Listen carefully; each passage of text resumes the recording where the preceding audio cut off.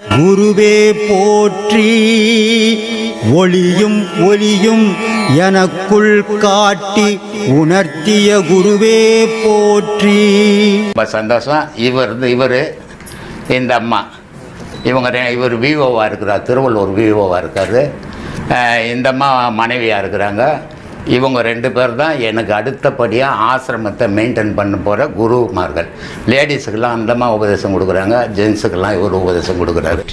பிச்சாடல் போயோடி உகந்தாய் போற்றி. நீ உலகத்துக்காக பிச்சை எடுக்கிற.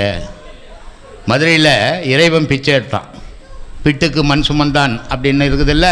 அப்போ யாருக்காக செய்தான்? இறைவனுக்காக செய்தான்.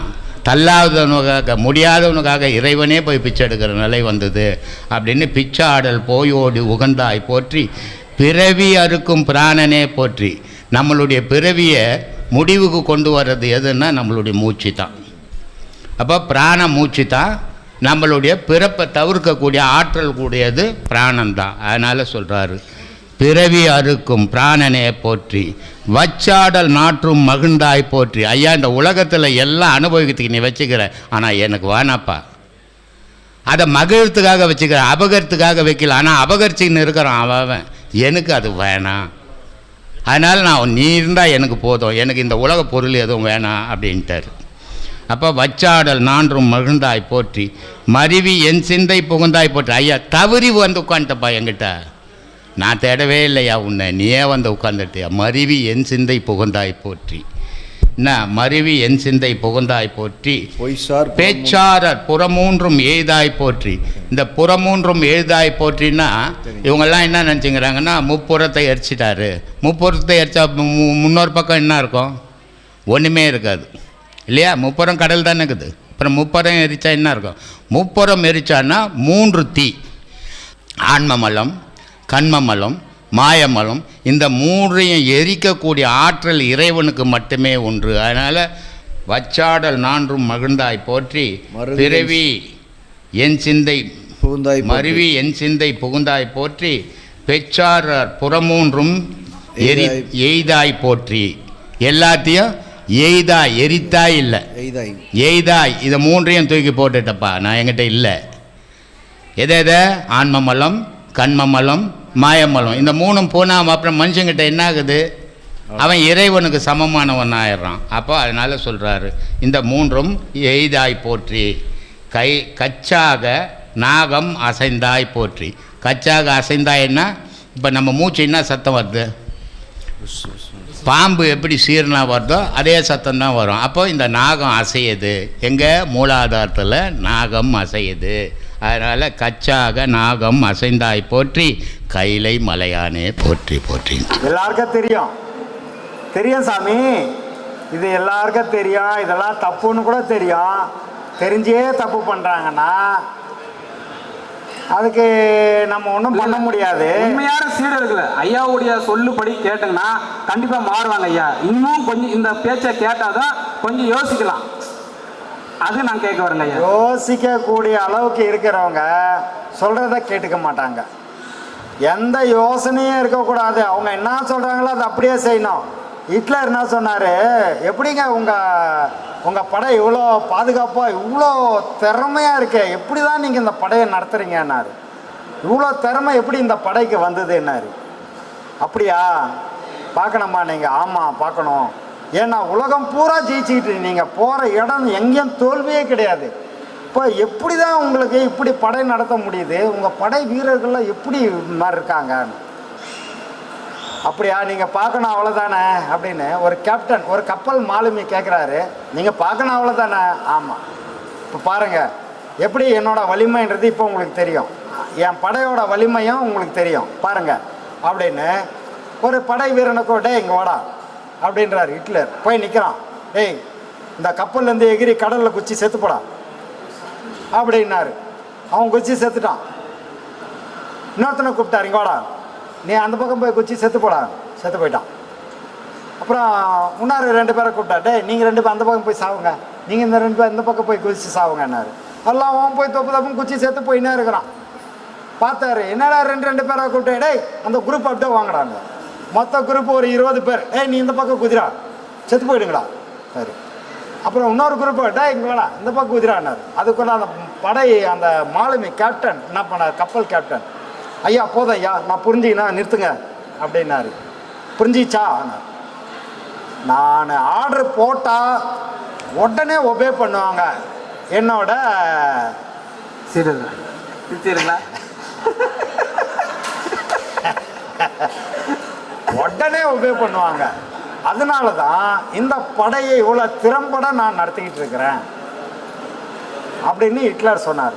ஐயா போதும் நான் புரிஞ்சுக்கிட்டேன் விட்டுருங்கன்னு சொல்லிட்டு அதுக்கப்புறம் சரி ரைட்டு ஹிட்லர் வந்து சரி புரிஞ்சுக்கிட்டீங்களா, சரி ரைட் நான் கிளம்புறேன்ட்டு அவர் ரூமுக்கு போயிட்டார்.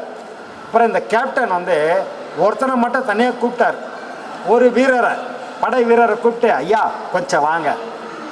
என்ன சாமி? ஐயோ அவருக்கு தான் புத்தி இல்லை, குச்சி செத்து போன்றான், எகிரி குச்சி செத்து போகிறாங்க உங்க ஆளுங்க, இந்த பக்கமும் குச்சி செத்து போகிறாங்க, ஏன்னு ஒரு வார்த்தையோட கேட்க மாட்டேங்க, ஏண்டான்னு. ஆடா சாமி அந்த ஆள்கிட்ட இருக்கிறத விட செத்து போகுது ரொம்ப மேலு சாமி, எங்களுக்கெல்லாம் அந்த வாய்ப்பை வராமல் கெடுத்துட்டீங்களே சாமி அப்படின்னு அழுதானா. அது மாதிரி இங்கே போய்கிட்டு இருக்குது. இதெல்லாம் ஏன் கலரின்னு இருக்கிற நீ?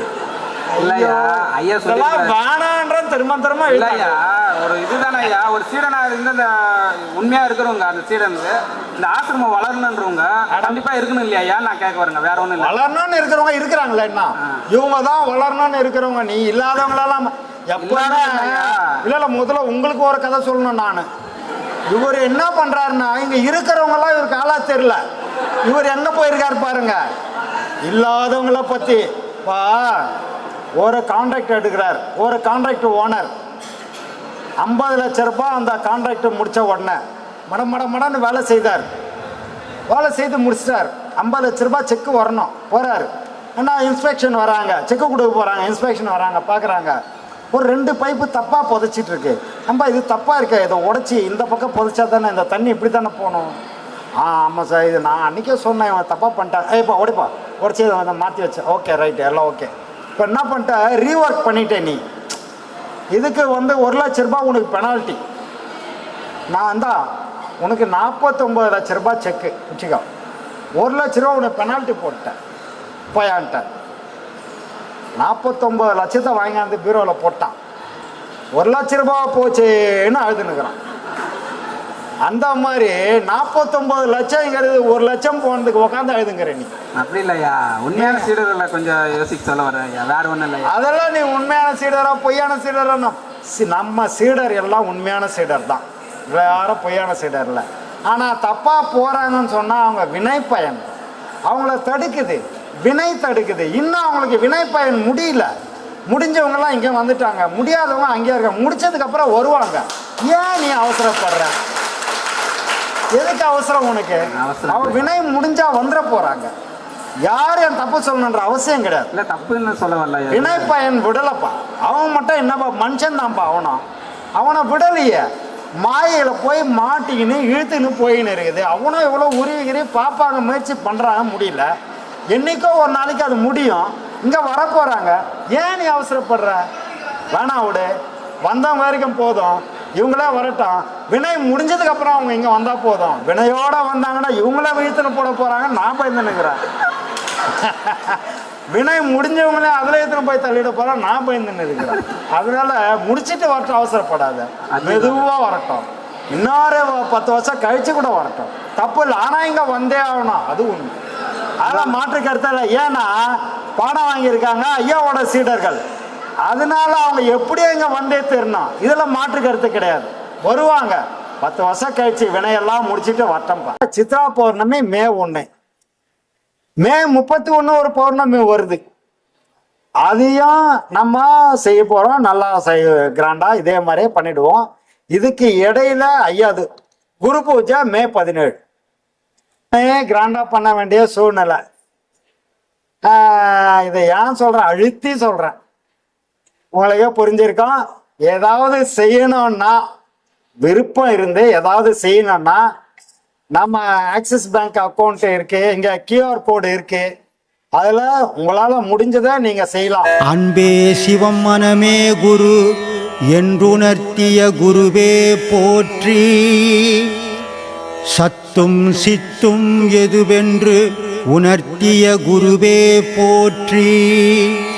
எனக்குள் இறைவனை உணர வைத்த குருவே போற்றி.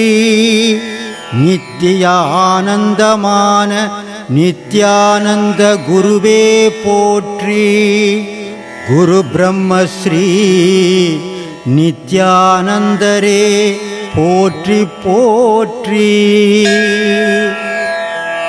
ஆகாமியத்தை உணர வைத்த குருவே போற்றி. இன்ப துன்பம் நாட்டம் எதுவென்று உணர்த்திய குருவே போற்றி. ஈசனை